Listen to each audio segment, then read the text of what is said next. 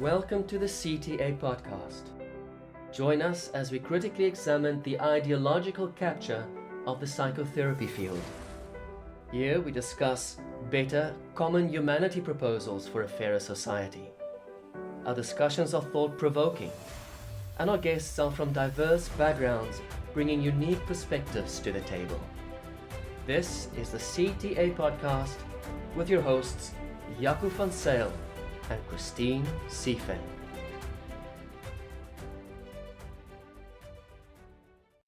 Welcome everybody, welcome to the CTA Podcast.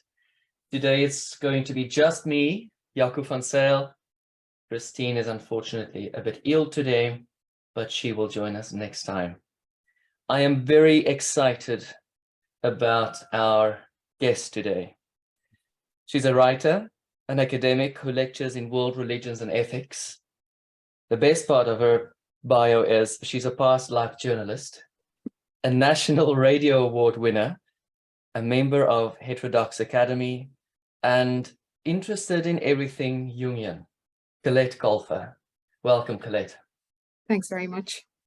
So, a few weeks ago, I caught sight of you at the Kalani conference, the GenSpect Bigger Picture conference, when you gave this talk on gender ideology and religion. And you and I met afterwards, and we had a bit of a run through as to what your ideas are around this topic. But before we dive into this, and I would really like to go into details as long as time permits, maybe just tell us a bit about yourself. Who's Colette if she's not a writer, an academic, a journalist, etc.? If I'm not those things, I suppose I grew up in Ireland in a traditional Irish Catholic family. I had 7 siblings, or have 7 siblings. My mother was very religious. And so as a family, religion, and as a society at the time, I grew up, in Ireland in the 1970s into the 1980s, religion was really a core part of Irish life, and certainly our family life. We would have said the rosary in the evenings, kneeling down in the kitchen or in the sitting room. Not every night, but, at certain months, or maybe certain, I don't know, my mum, she must have wanted to just say it sometimes. And I don't know why I'm interested in religion. There's probably lots of reasons. Okay. But I've always been very interested in religion since I was a child. And I went on to do my degree in it. And when I did work as a journalist, actually, in my spare time, I used to make radio documentaries.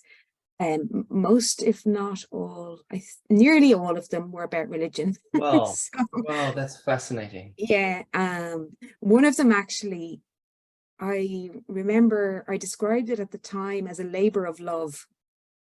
And it won a big award that year. It won an award which was New Adventures in Broadcasting Award.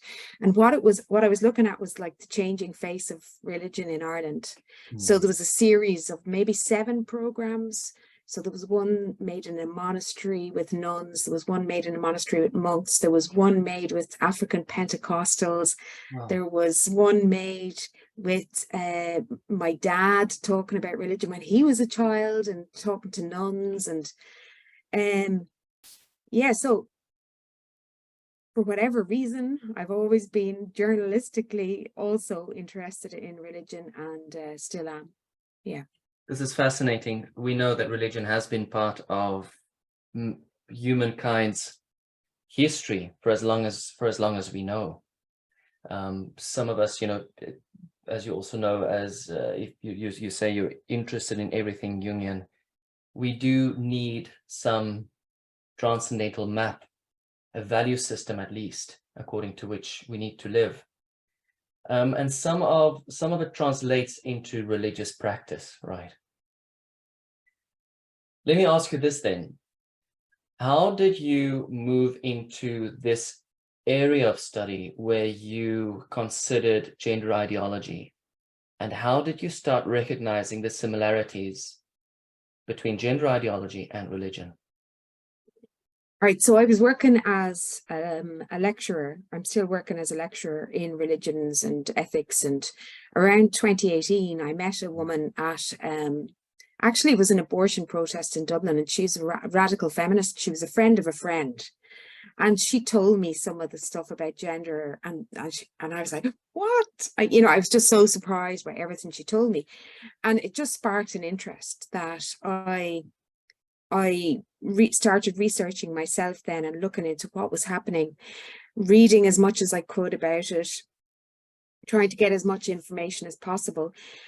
And that happened for maybe 3 years. And I didn't really, the religion link wasn't really something that jumped out at me until, was it last year? Maybe it was last year. And it was like the absolute realization and epiphany, I would call it, Yeah. that it was a belief system. Now, I'd heard people making parallels before and saying, oh yeah, there's religious, but I had always come across treated religions and from what's called a phenomenological approach. Yeah. And the phenomenological approach is the idea that you're not trying to judge anybody's religious beliefs as being true or false. You're kind of trying to understand them and see them from the other person's perspective. And the quote that I love and I always use to describe the phenomenological approach is one by a phenomenologist called Ninian Smart, who said, God is real for Christians, whether he exists or not. So it is the idea that our thoughts and our ideas and beliefs are very real to us when we have them. And so I had always approached religions in that way, whether I was making radio programs about them or writing about them or just kind of exploring them, whatever I was doing. And when I realized from the phenomenological perspective, which is kind of like an outsider perspective, gender ideology as a belief system, I realized, that's it. It's real for them. It's real for the believers. So gender identity really does exist for people who say they have a gender identity. And the other thing that really struck me was that unlike other belief systems that I had encountered in my past, when it came to gender ideology, there was a compulsion to believe. So it was even difficult to have, and I think that's why I hadn't made the connection previously in such a strong way, because with the other religions, I was always an outsider. Like, even if I was making a radio program about Catholicism, and I'm from a Catholic background, I kind of tried to extract myself from the person's own experiences and beliefs and listen. And so I remember one year I fasted for Ramadan, and at the end, this a man, a missionary from Tablighi Jamaat, actually, he came from South Africa.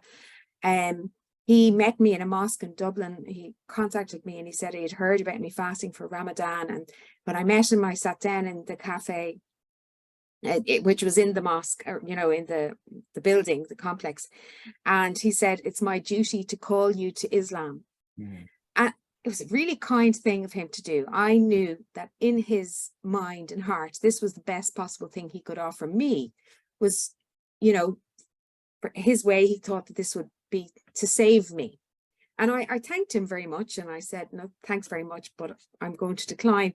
And that was fine. And we continued chatting and drinking our tea or coffee or whatever it was we were drinking. Like, it wasn't alcohol. But yeah. That was fine. There was an acceptance that, we have different beliefs. We have different beliefs here, and that's okay. But when it comes to gender ideology, and I do call it an ideology, friends literally cut me from their lives. They could not cope with the fact that I had a different belief or a different way of looking at it. I never condemned anybody who believed, or, I wasn't particularly critical. I just said, well, I have a different view on it. And so that was an extraordinary thing for me to understand it then. Okay, so from a phenomenological perspective, I understand it's real for you. However, I don't believe it, but that's not possible within gender ideology.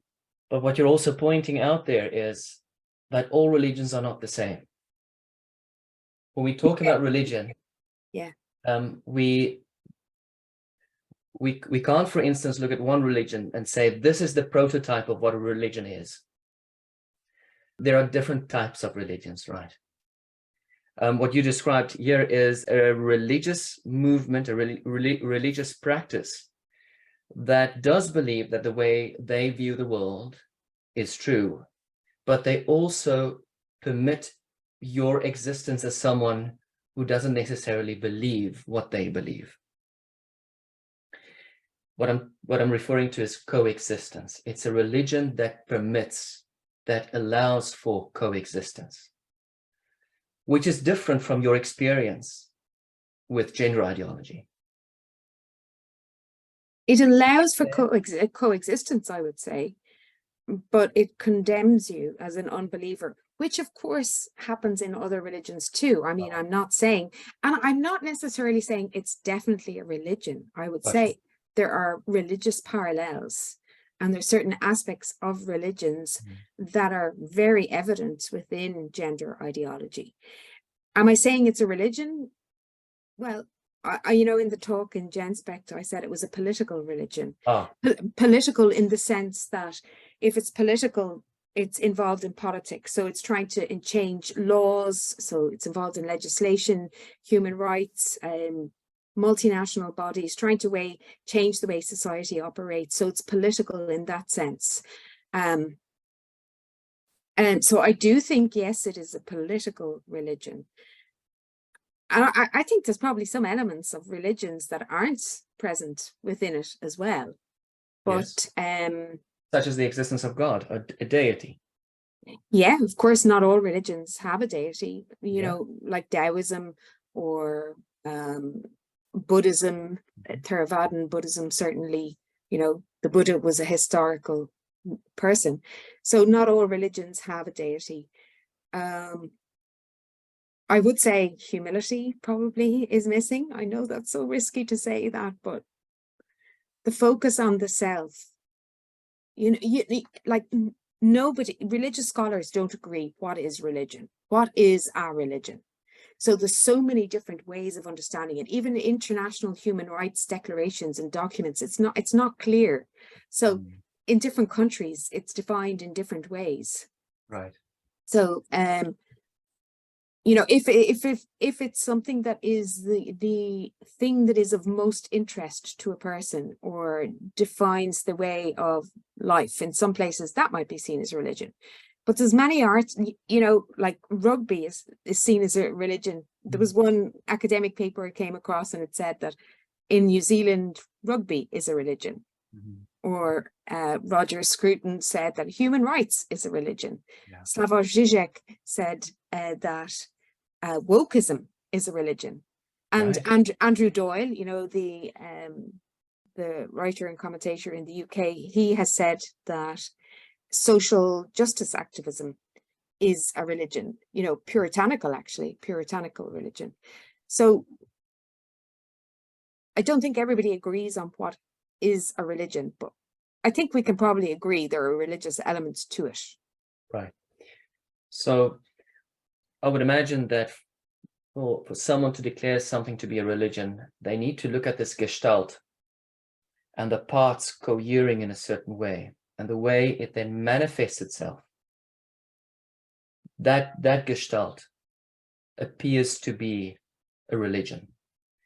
So there's got to be parts, and there's got to be a coherence among those parts.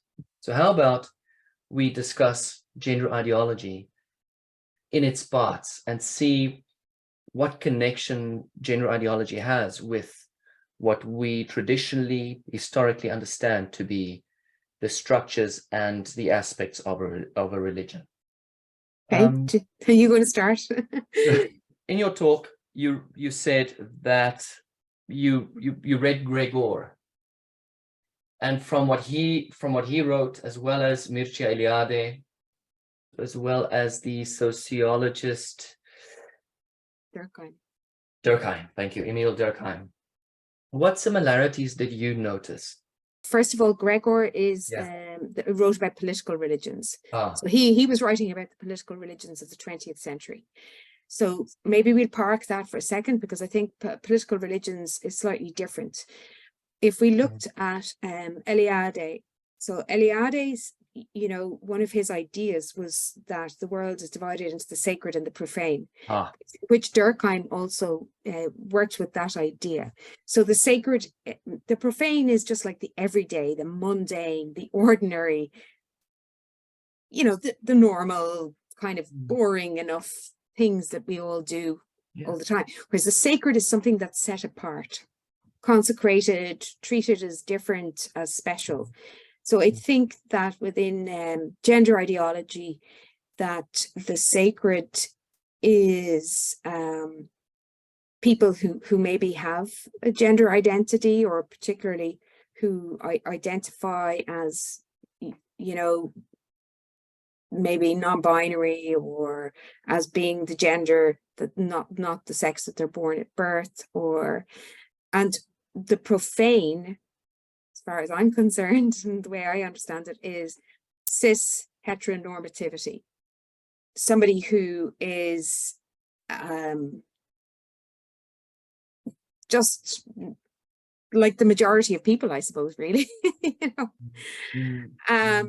Another thing I would say, Durkheim really focused on society and society itself, and that religion had a function. So if religion has a function, there are different ways of approaching the study of religion. So you could think of it in terms of psychology, philosophy, or if it having a function. So Durkheim saw religion as having a function, and that function was to bring a community together. And I certainly think that that's there within gender ideology, that there is a sense of community that exists. And by the way, just to say, like, religions are not necessarily bad or good. That to call it a religion is not something that I mean derogatorily. I just mean, this is where I see the parallels. So there is a sense of community, and you can see that in like ideas of language about the family. So is it your chosen family? Is that the yes. It's not your birth, you're not born into the family. And particularly then if somebody is a gender ideologue and their family rejects them, their blood family is not as important as the family that shares the same ideas. I see. So would the sacred then not then be those who have endorsed these ideas, whether they're straight, cis-normative, heterosexual, or transgender, gender non-binary, genderqueer, etc.? Because I would imagine that even some of the allies who would go along and promote this gender ideology would also be considered to be within the flock of the sacred, not so? Possibly, yeah. It's interesting to think of that, isn't it? The reason why I thought so was in Old Testament Judaism, there is this understanding that even though you're not Jew by birth, you're a Gentile. You're not necessarily bound by the Mosaic law, but you're bound by the Noachian laws, such as not to bow before idols, to keep yourself clean from fornication, to not eat blood, and things like those. And even though they would by their birth not be considered Jews, they'd still be Gentiles that have endorsed Judaism, that have taken on Judaism as their preferred way of living. So in a way, that would include them into the sacred, as opposed to keeping them apart, outside, part of the profane. Isn't there a similarity here as well, where even people who are straight and cis-normative, as they call it, by becoming allies, they enter into the sacred. They no longer profane. they've endorsed, they've taken on board this way of looking at the world through the lens of gender ideology. Yeah, I know. I think it's a really good point, and I would question then if we could say yes to that, well, then is there a hierarchy? So the allies are, if you're talking about Hinduism and the class system or the caste system, there is the hierarchy. So underneath the untouchables, well, let's say those of us who don't really adhere or subscribe to gender ideology, we're the untouchables in a sense.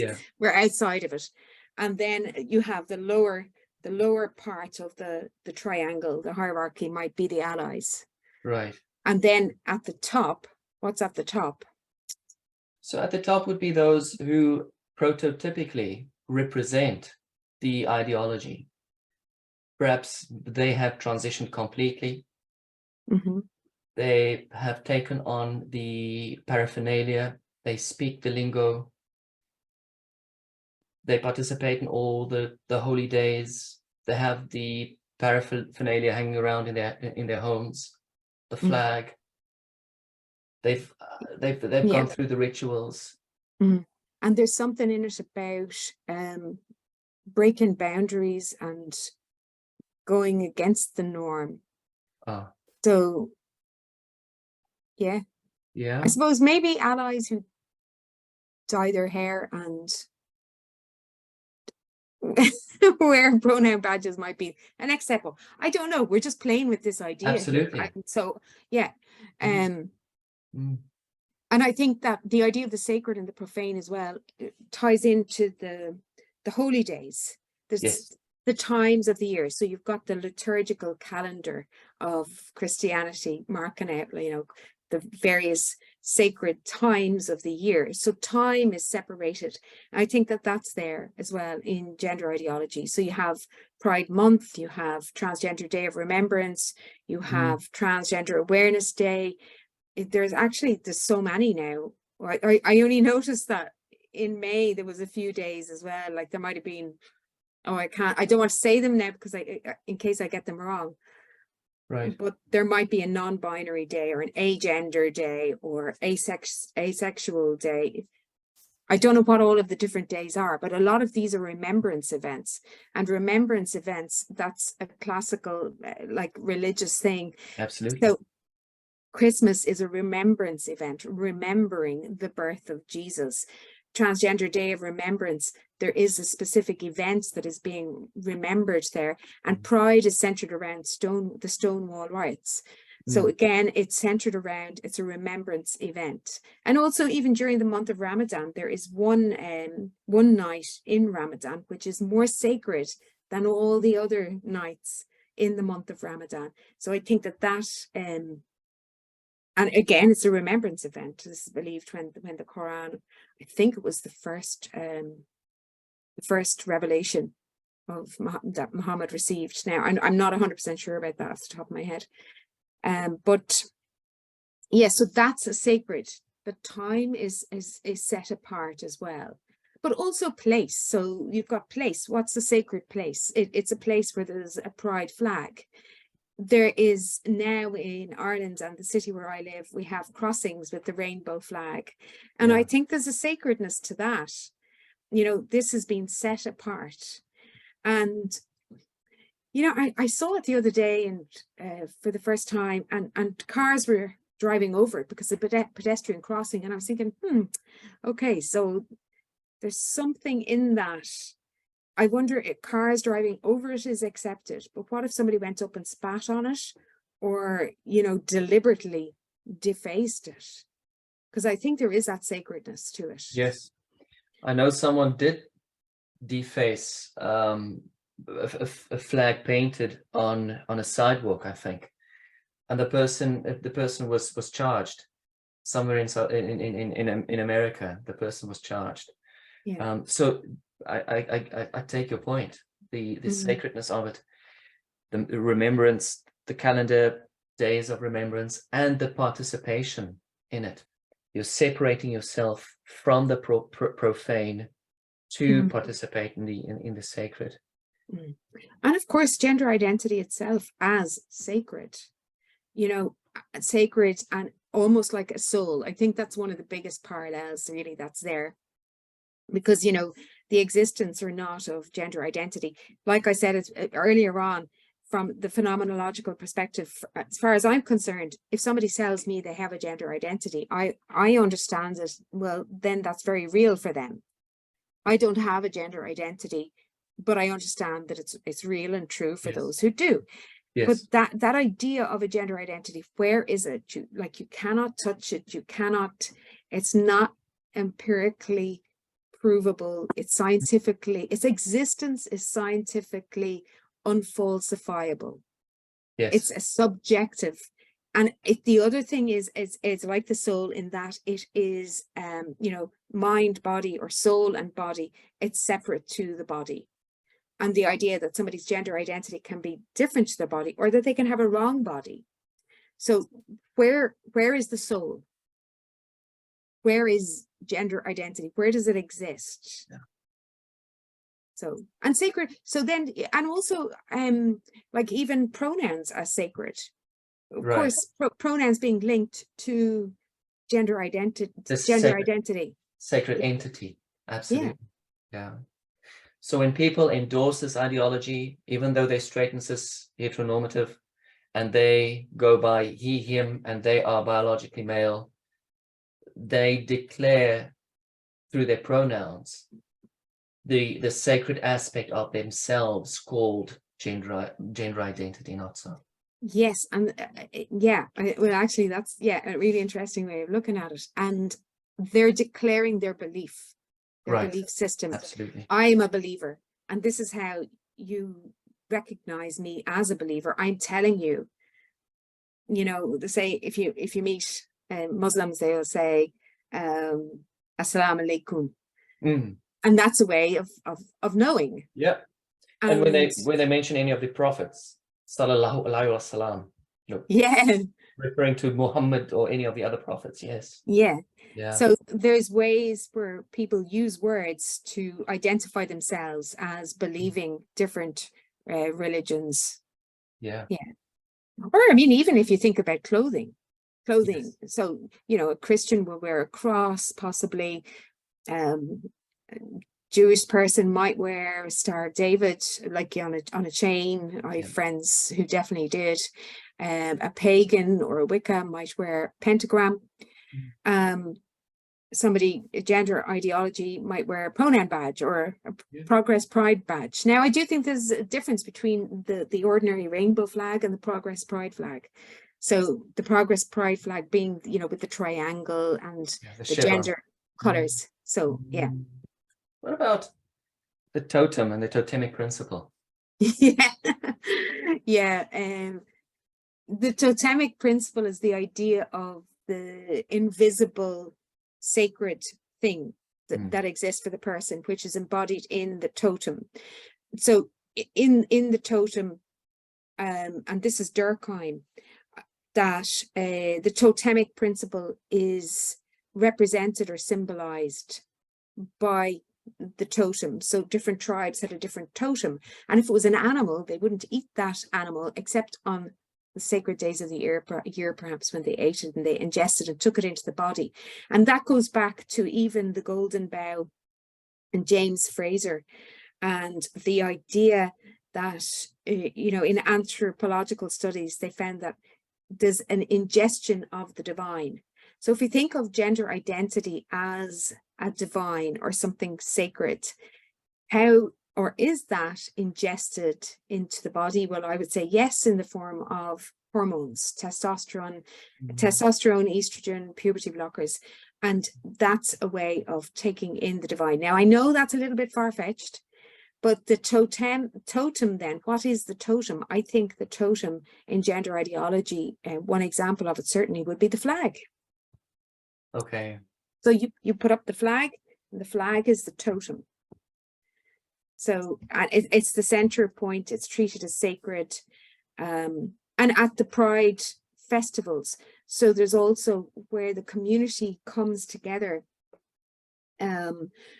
where it reinforces group identity by participating in a ritual, in an upbeat, almost like, dancing, there's music, Absolutely. there's a festive mood and Chants and celebratory mood. slogans.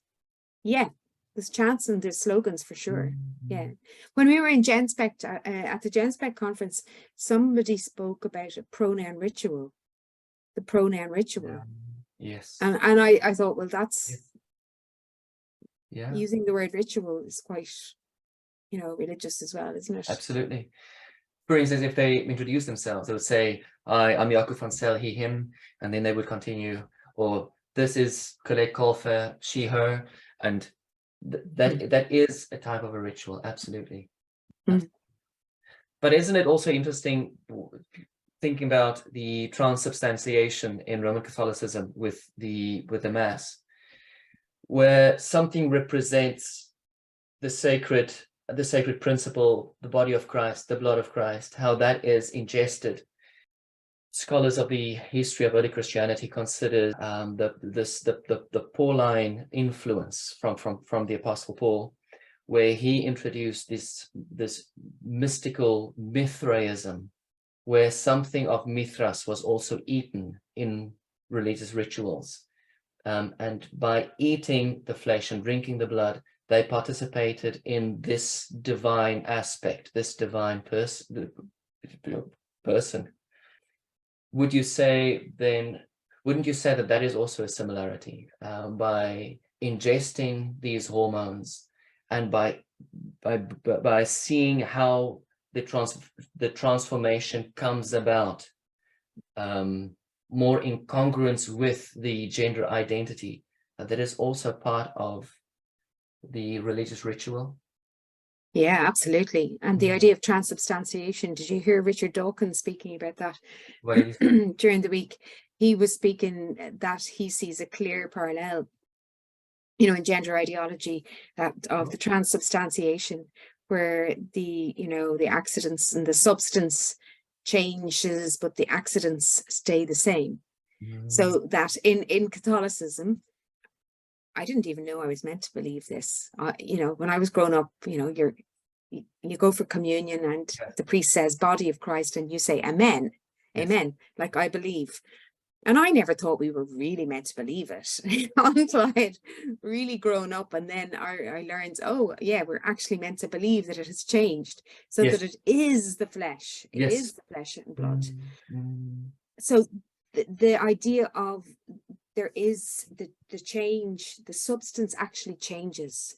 And so that a man can actually, his body changes substance and becomes a woman. Right. I mean, you could also think of it in terms of alchemy. There's a change. Also, I think in terms of reincarnation, your new body. Yeah. So it ties in a lot actually with reincarnation, because if you think in reincarnation, the idea that you're born again, so born again within Christian born again movements, but that you are given a new body, but you also have a new name. Yes. You change your name. The old me has died. Dead naming. We don't refer to the old me anymore.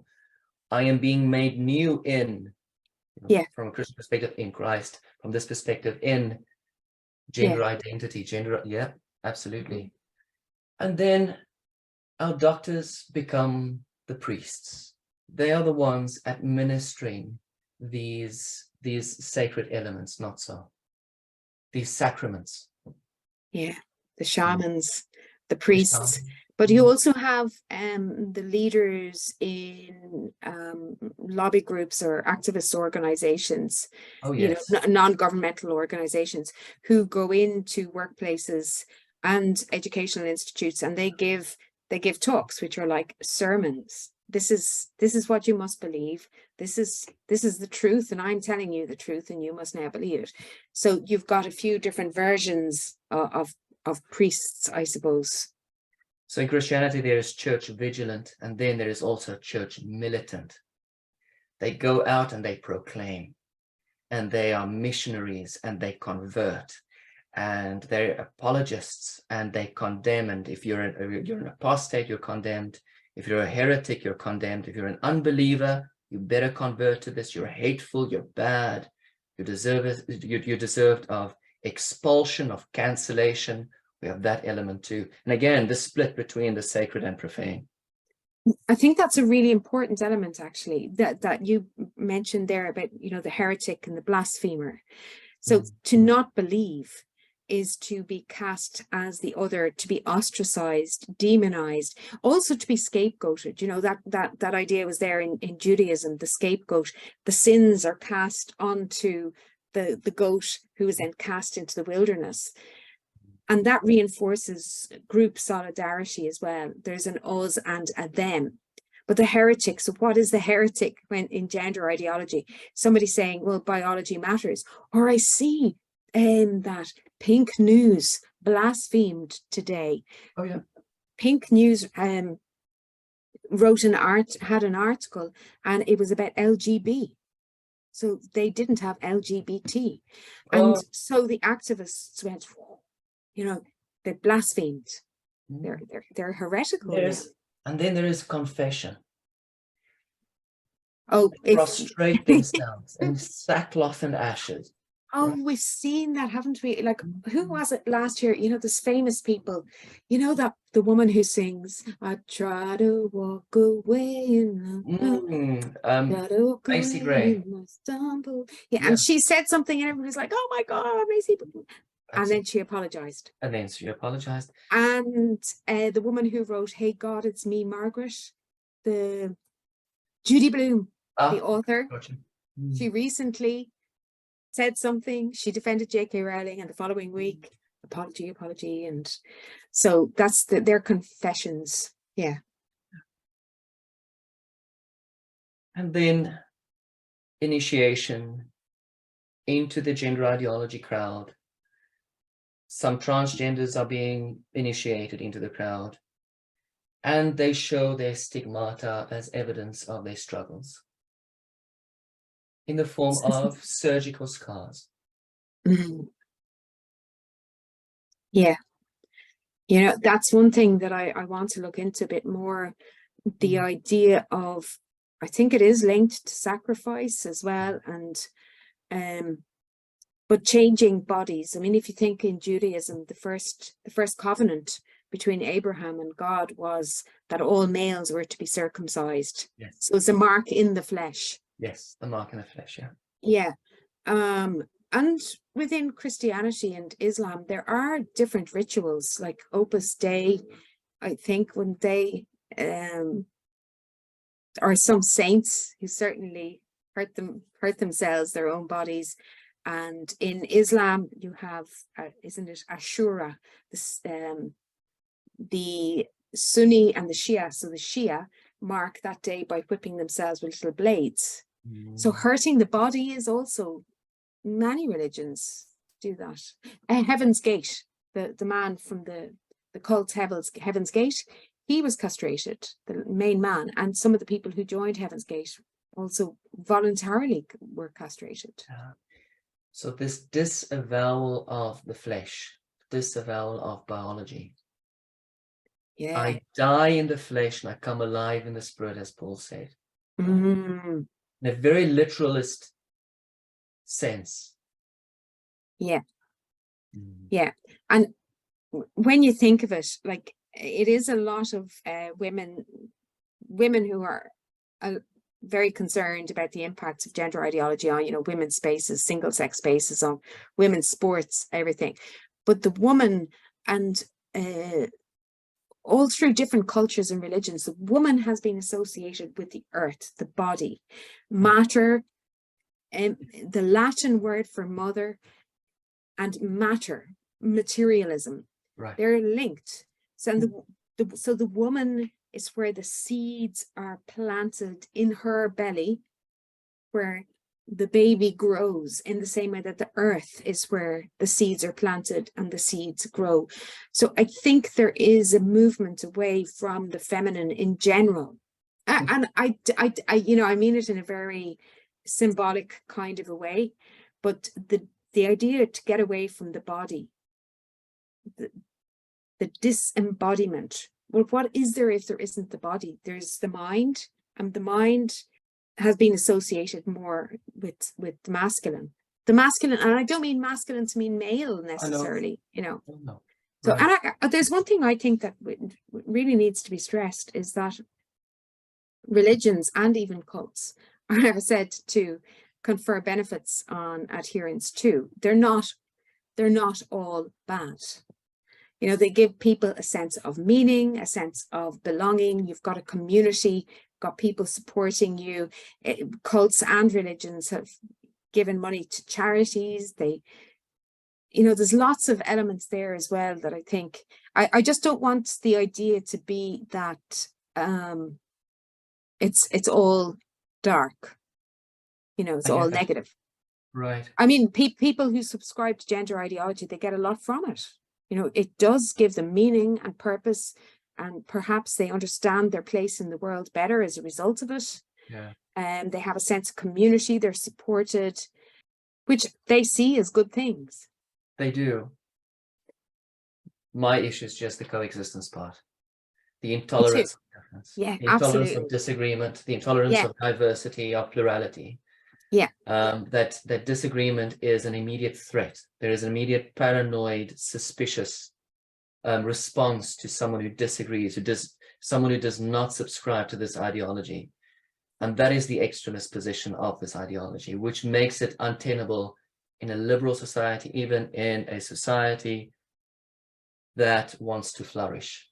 It doesn't permit flourishing because of its intolerance. I agree.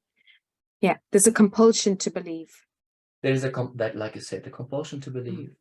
I want to mention one other aspect of it, which is very dark. And this is where I disagree with someone like Jonathan Kay, who says that wokeism, critical social justice, is like Christianity. It's not like Christianity. It's a very brutal, very crude way of looking at Christianity. If you compare wokeism and gender ideology included to Christianity, it has similarities to Christianity.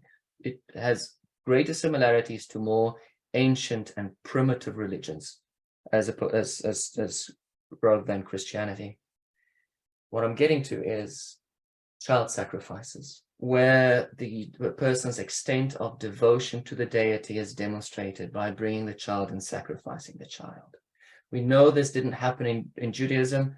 Instead, they brought the boys, and on the 8th day there was circumcision, or they gave turtle doves. They gave a propitiatory sacrifice, a replacement sacrifice, rather than sacrificing the child. But in gender ideology, there is an extreme focus on children, isn't it? To get children gender aware, to get them to think in terms of gender ideology. And in some extreme instances, to raise them gender neutral without a gender at all. And in other instances even to intervene with hormones and with surgery. What do you think about that? Yeah, I mean, I think it's a very important point. And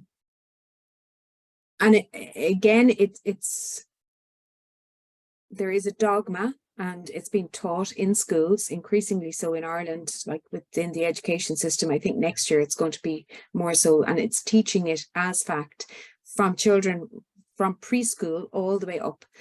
You know, this is a faith-based belief system because of the fact that there is no scientific proof for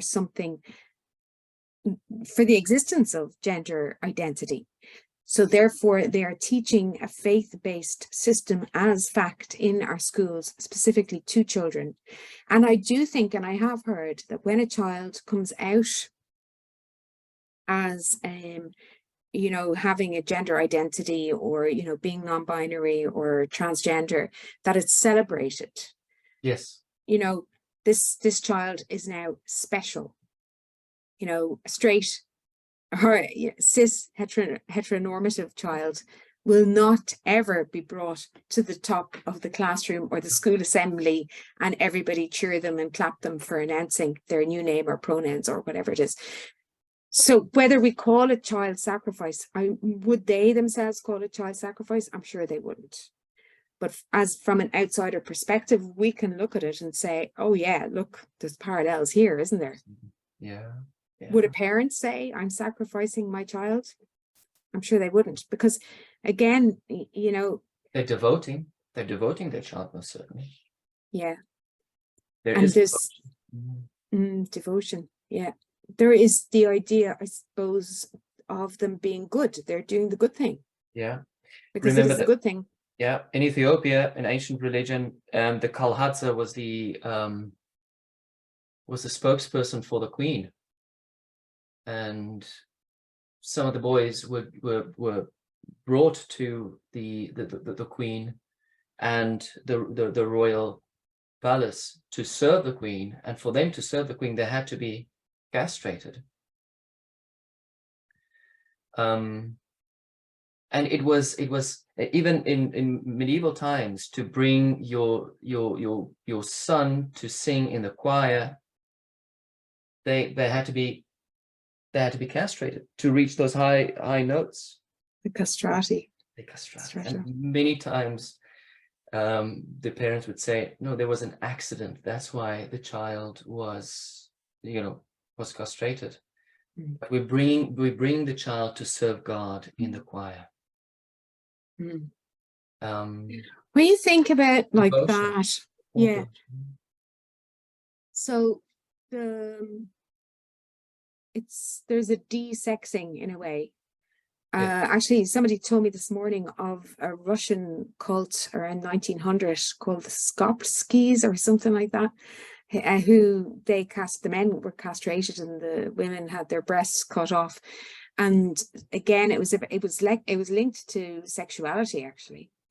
So there's a sacrifice in that, but it's a moving away from the body. Or is it like, is there something bad about the natural sexuality? I don't know. Which would tie in with many religions and cultures. Yeah. You said it's okay for this to be a religion. But what is the significance of it? I don't think that we can distill out religion from wider culture. But what I would say is that it's a belief system. It's a belief system with rituals and with the sacred and the profane, with a liturgical type of calendar, with saviors, the doctors, the priests, the sermons, the chants, the mantras, the festivities, the community, with bodily changes, so all of these things exist within it. So it is a belief system, but it is an ideological belief system. So it is a religion, a political religion, then, therefore, as opposed to, I don't think of it as a mystical religion. I like all of the different religions for different reasons, but one thing in Buddhism is the idea of the 5 skandhas, or the baskets. If I ask you, who are you? Who are you? It's the biggest question. Who are you? Like, you sit down and think, well, who am I? Okay, I know my name. Am I my name? Okay, I'm not my name. But why am I not my name? That's part of me, but what else am I? Am I my thoughts? I'm more than my thoughts. My thoughts are there, part, but what about my body? Am I my body? So that we're made up of 5, in Buddhism, it's 5 baskets. Or five skandhas, aggregates, actually, is what they refer to them. So it's, consciousness, form, which is the physicality, emotion, mind or mental states as well. And there's one more, actions, possibly. It is. So that we're far more complex. I think gender ideology is very reductive. It reduces people to one main component of the enormous complexity of what we are as humans. I think one huge difference between this religion and the other religions is in the other religions, there's always a seeking of the other and an incorporation of the other into my subjectivity. There is always this tension between where I am and where I ought to be. I recently saw a video where a girl asked the Dalai Lama why there is so much anxiety and depression, suffering in the world these days. And the Dalai Lama said, I can't remember his exact words, but the first thing he said was there's too much focus on the self, number one. And secondly, remember that my words, but I understand what he tried to say. What you see is not necessarily the thing in itself. In other words, your experience cannot be accepted as the thing in itself. Now, this is something that Buddhism formulated hundreds of years before Christ. Psychoanalysis formulated in the 20th century. That we tend to invade the objective with our subjectivity, and that the art, that it's an art to decathect, in other words, to try and withdraw your subjectivity from the objectivity, to try and see where the other is and where I am. But in gender ideology, as part of the race of wokeism, there is an invasion where I said, this is my subjective experience. I am offended. What you just said offended me. That is a microaggression. In other words, that is the inverse of the immense wisdom of these traditional religions, and the inverse being my subjectivity predominates. What I believe to be true is the thing in itself. Mm-hmm. Just the opposite of all these other great religions. Yeah. And that is what makes it such, like you said, such a reductive. I wouldn't call it just reductive. I would say this is such a brutal and primitive form of religion. There is, well, I mean, in Buddhism, the idea of non-self and not an Atman, or also the idea of attachment, and that attachment causes us suffering. So it can be an attachment to an idea, and also to an object, to a car, to a new pair of shoes, to a person, but also to our own ideas. And you can see there is so much suffering that is concurrent with this adoption of this ideology, because the person becomes so attached to it and it's so important to them. There's a clinging and an enforcing of that on other people, which essentially is detrimental, I would say. I don't think it's a healthy ideology. That's me saying it from the outside looking in or at it. But I can't see how it could be healthy for somebody to be so attached to an idea of the self.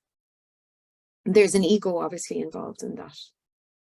Maybe just to conclude, you're interested in everything Jungian. Jung refers to the concretization of, and oftentimes concretization is almost a betrayal, the psyche slipping out the truth of what is going on here. We see a loss of religion. We see a loss of a map of meaning in the West.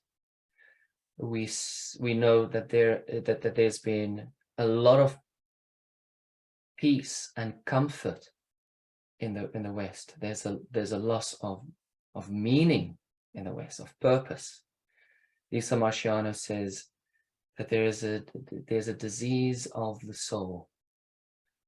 We're no longer linked even to the old traditions, rites of passage, where pieces of wisdom were transferred from one generation to the other. Girls learning from older women, boys learning from older men. None of that. So this psycho-spiritual journey and transformation is interrupted. And isn't it interesting how a transformation of some kind is enacted in over-concretized ways in gender ideology. Yeah. And doesn't Jung talk, I'd love to know more about Jung, but he talks about the balance of the opposites. The opposites, is a kind of an idea that we need to get away from the opposites, or that we can switch from one opposite to the other. Like the idea of the non-binary, whereas if we celebrate or acknowledge that there are these opposites, as opposed to trying to transcend them or something. Right. But isn't it also then interesting? So yes, he speaks of the conjunctio oppositorum, the conjunction of the opposites. Is it interesting how this is manifested in such concrete ways?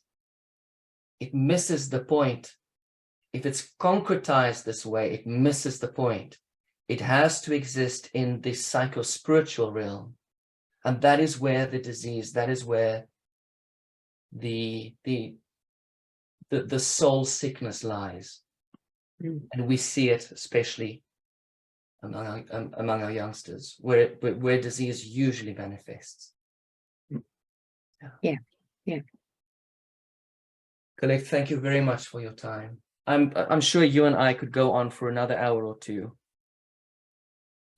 You're welcome to share more of your thoughts, so maybe we can meet up again and have more of these discussions. Great, thank you. Thank you so much.